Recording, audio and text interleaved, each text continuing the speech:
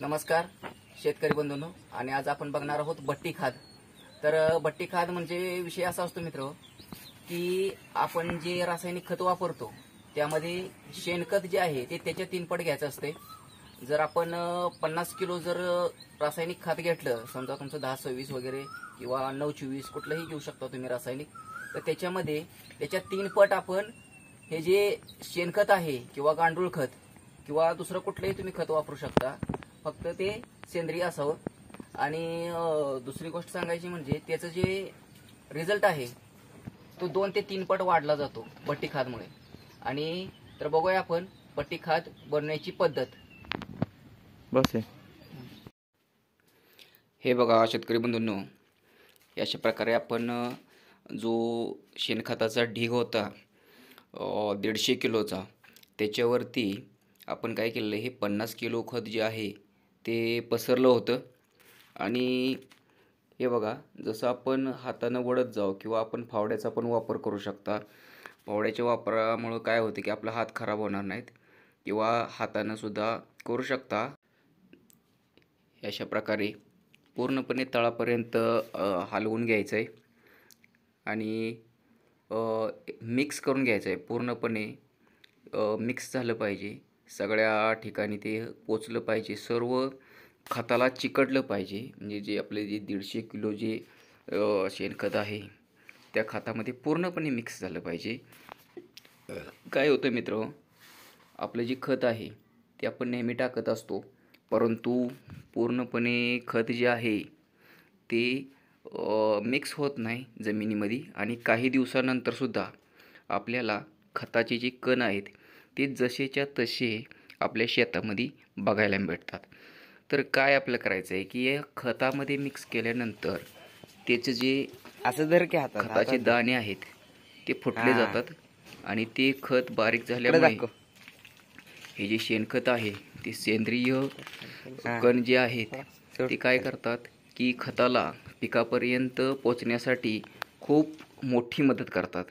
आणि हे बघा, एक वेळ हे असं एका साईडला मिक्स करून घेतलं आहे आणि एकदा म्हणजे आपल्याला डबल हे मिक्स करून घ्यायचं आहे. डबल मिक्स केल्यामुळं काय होणार आहे मित्र, की पूर्णपणे खत मिसळलं जाणार आहे एकमेकांमध्ये.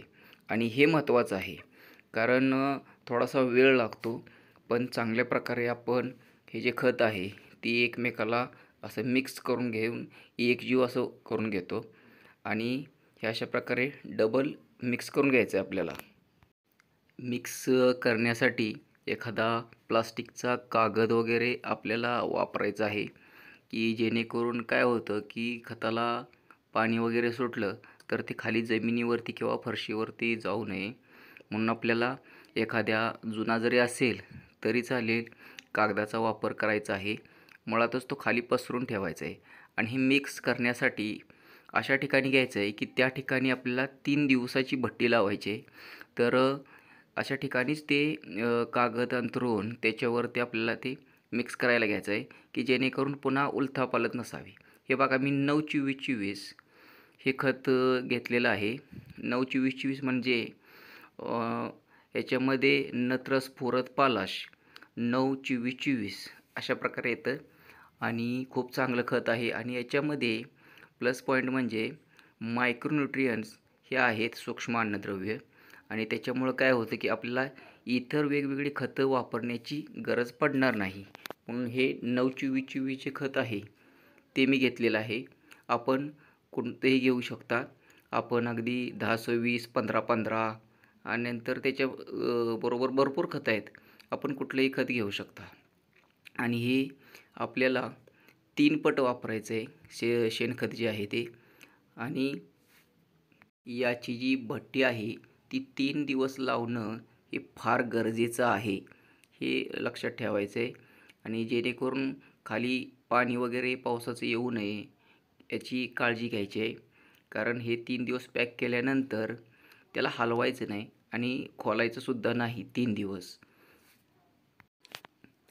तिसऱ्या दिवशी खोलल्यानंतर थोडंसं हे खुलं सोडायचं आहे आपल्याला, की जेणेकरून याच्यामध्ये जो गॅस तयार होतो तो गॅस पूर्ण निघून जाऊ द्या. हे बघा, आता हे अशा प्रकारे मिक्स करून झालेलं आहे. आणि आपण काय करतोय की हे झाकून ठेवायचं आहे, पूर्णपणे हवा बंद होईल याची काळजी घ्यायची आहे. थोडेफार इकडून हवा जाते, परंतु आपण जेवढं पॅक करता येईल एवढी पॅक करून घ्यायचं आहे. त्याच्यामुळं काय होतं की पूर्णपणे जी आपली भट्टी आहे ती सक्सेस होते. तर अशा प्रकारे हे बघा, हा जो कागद आहे प्लास्टिकचा आहे आणि ह्यात झाकायचं आहे आपल्याला.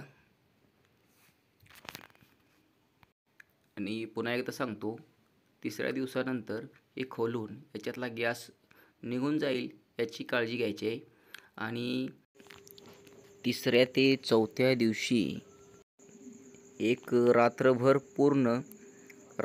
हे खुलं सोडायचं आहे आणि थोडंसं फावड्याने तोडवून घ्यायचं आहे की जेणेकरून याच्यातील जो गॅस तयार झालेला आहे तो रात्रभर बाहेर पडेल. आणि 2ऱ्या दिवशी सकाळी भट्टी जशी होती तशी पुन्हा बंद करायची आहे पुढील 3 ते 4 दिवसांसाठी. अशा प्रकारे 7 ते 8 दिवसामध्ये हे जे भट्टी खाद आहे ते पूर्णपणे तयार झालेलं आहे. आणि तुम्ही अशा प्रकारे हे जे बेड आहेत याच्यामध्ये सुद्धा तुम्ही भरू शकता. नंतर तुमची भाजीपाला पिकं किंवा ऊस वगैरे असेल तर पारेच्या साहाय्याने होल घेऊन त्यामध्ये सुद्धा एक मूठभर असं हे खत भरू शकता. अगदी चांगल्या प्रकारे रिझल्ट भेटतात. आणि अशा प्रकारे जे भट्टी खाद आहे त्याची माहिती देण्याचा एक छोटासा प्रयत्न केला. माहिती नक्की तुम्हाला आवडली असेल तर नक्की कमेंटमध्ये कळवा आणि आपल्या चॅनलला सबस्क्राईब करा आणि बेल आयकॉन प्रेस करा. शेतकरी मित्रांनो, धन्यवाद.